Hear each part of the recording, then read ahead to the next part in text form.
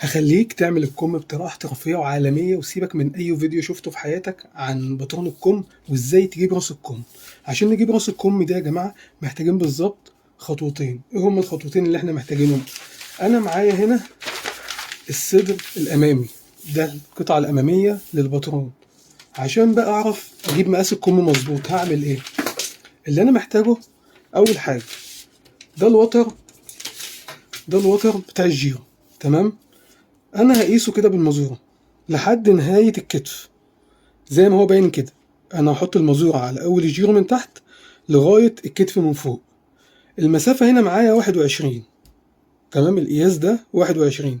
هقسم 21 ده على 3، يعني 21 دي على 3 فيها السبعة دي هضربها في 2 ب14.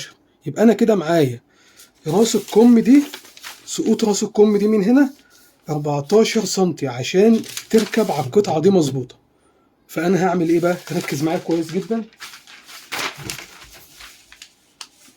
أنا هجيب طبعا ورقة خارجية عشان أرسم عليها بقى راس الكم. هعمل إيه؟ أنا معايا طول الكم اللي أنا محتاجه.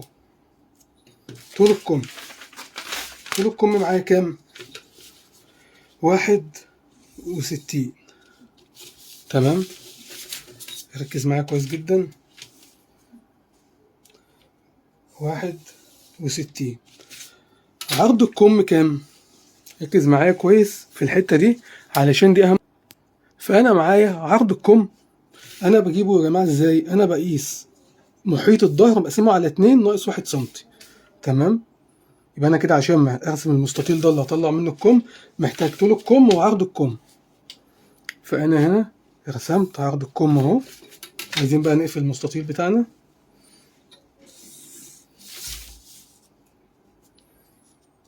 أنا هنا قفلت المستطيل.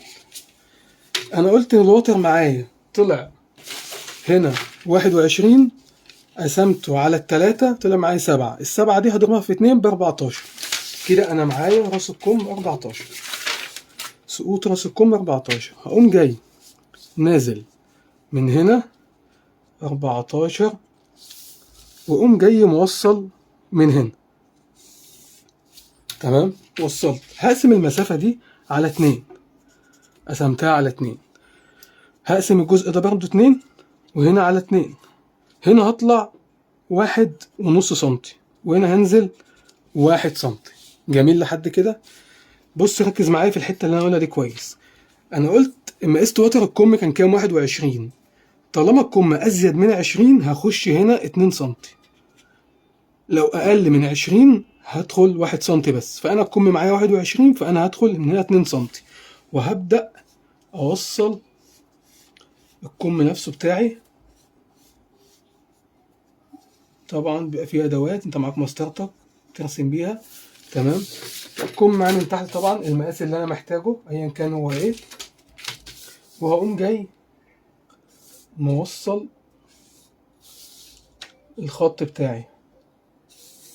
انا هنا معايا كم سادة عادي، يبقى انا هنا جبت راس الكم معايا مظبوطه. حلو كده؟ جبتها ازاي؟ هاكد عليك تاني المعلومه وركز معايا عشان انا بقولك المعلومه بطريقه احترافيه جدا. هقيس الوتر ده من هنا لهنا وهقسمه على 3. الناتج اللي هيطلع معايا هضربه في 2. حلو، عشان يطلع معايا في النهايه الكم زي كده بالظبط.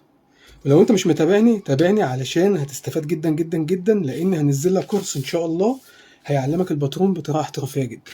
سلام.